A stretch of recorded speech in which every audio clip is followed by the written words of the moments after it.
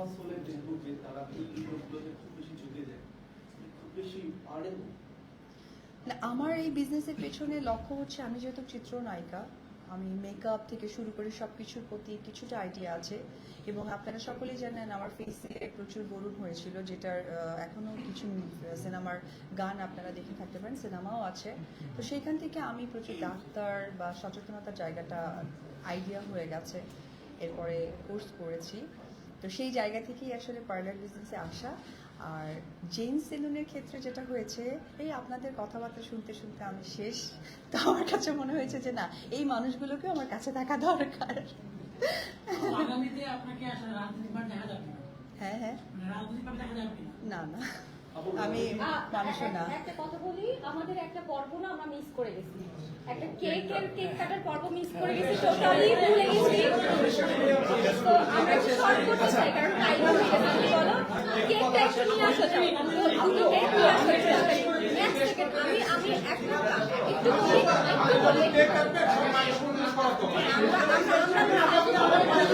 আচ্ছা, ওরা কেক আসতে সময় লাগবে, সেই সময় আমরা আমার প্রশ্ন হচ্ছে, অভিনয় কঠিন না ব্যবসা, যেহেতু নেমেছেন ব্যবসাটা? আসলে দুটো দু রকমের। অভিনয়টা একদম অন্যরকম, বিজনেসটা আরেক রকম। আপু অভিনেত্রী হিসেবে সফল নাকি মা হিসেবে বেশি সফল, এটা একটু বলবেন?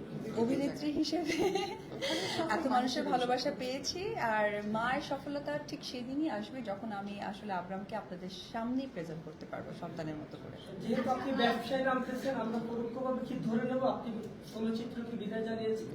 না না, একদমই না। কাজ করছে। আচ্ছা, জেন্টস পার্লারটা আমরা খুব শীঘ্রই দেখতে পাবো। সেখানে কি উদ্বোধনে আমরা আপনার গার্জিয়ান শাকিব খানকে কখনো দেখবো কিনা?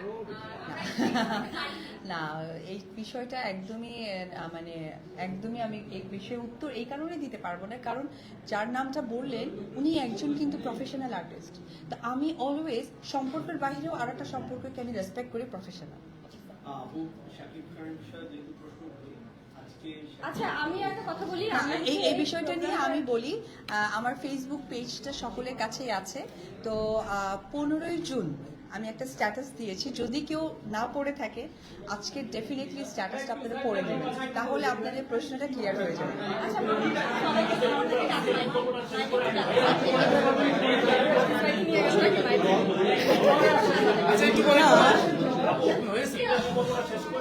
আচ্ছা, ওপরে যারা আছেন আমাদের বোন ভাই যারাই আছেন না কেন, প্লিজ একটু নিচে আসবেন। আমাদের একটা পর্ব, কেক কাটার পর্ব আমরা স্কিপ করে গেছি, ওটা আমরা শেষ করব। প্লিজ ওপরে যারা আছেন, আখিয়াবা থেকে শুরু করে লামিয়া থেকে শুরু করে সবাই চলে আসে। সবাই প্লিজ প্লিজ সবাই একটু চলে আসবেন, যারা রুমের মধ্যে আছেন। জাফর একটু প্লিজ চলে আসবে। সবাই আসবে, ঠিক আছে? সোমেনদা প্লিজ একটু চলে আসবেন। সোমেনদা একটু হাতেই রাখেন। একটু হাতেই রাখুন কেকটা। প্লিজ সবাই ওপর থেকে একটু চলে আসবেন, আমাদের একটা কেক কাটার পর্ব। পরবর্তী যাওয়ার আগে এই সময়টা আমরা আমাদের এই পর্বটা শেষ করে ফেলি, প্লিজ চলো। কথা হলো রাজনৈতিক কারণেই বলা চলে, যদিও আমি চলে আসছি যে যুক্ত না, একটি মামলার সম্মুখীন হয়েছেন, কোর্টে যেতে হয়েছে। না, আমি তো একবার কি রাজনীতি করিনি, রাজনীতি করিও না, রাজনীতি বুঝি না। আমি অভিনয় শিল্পী। অভিনয় শিল্পীর পেছনে যে জিনিসটা থাকে সেটা হচ্ছে গিয়ে অর্থ থাকে, কারণ এটা আমাদের রুটি রুচি। আপনারাও তাই, এই যে ক্যামেরার পেছনের কারণটাই কিন্তু রুটি রুচি। তো রুটি রুচির জায়গা থেকে আমাকে যেখানে আমার অভিনয়ের জায়গাটা প্রেজেন্ট করতে হয়েছে আমি সেটাই করেছি, যেটা আপনারা সোশ্যাল মিডিয়াতে দেখেছেন বা আপনারা দেখে থাকতে পারেন। এটাই আমার ক্লিয়ার আনসার। একটু ফানি কোশ্চেন, যখন বিচারক আপনাকে বলল যে পক্ষে আমি চিনি না, তখন আপনার অনুভূতি কি অনুভূতি বলবো? মানুষ মানুষকে নাই চিনতে পারে, এটা অস্বাভাবিক কিছু না। আমার এক্সপেকটেশন ওটাই থাকতে হবে, আপনি আমাকে ডেফিনেটলি অনেক ভালোবাসেন। এখন আপনি সেই মুহূর্তে ধরেন সিফাতকে নাও ভালোবাসতে পারেন, বা ওকে হচ্ছে গিয়ে সিফাতকে অনেক ভালোবাসেন, আইদার আমাকে ভালো নাই বাসতে পারেন। আপু, শিল্পীদের রাজনীতি করাটা মানে কতটুকু উচিত? এই বিষয়ে আমার কোনো বক্তৃতা নেই। আরেকটা প্রশ্ন হচ্ছে, সরেন ভাই একটু চলে আসবেন প্লিজ। লামিয়া আপনি একটু চলে আসবেন প্লিজ। যারা যারা আছেন, আখিয়াবা থেকে শুরু করে সবাই উপরে যারা যারা আছেন প্লিজ চলে আসবেন। আমাদের একটা কেক কাটার পর্ব কি হয়ে গেছে। জাফর চলে আসবেন, ইমন ভাই চলে আসবেন, প্লিজ যারা যারা আছেন সবাই চলে আসেন। ইমরান চলে আসেন, মারিয়া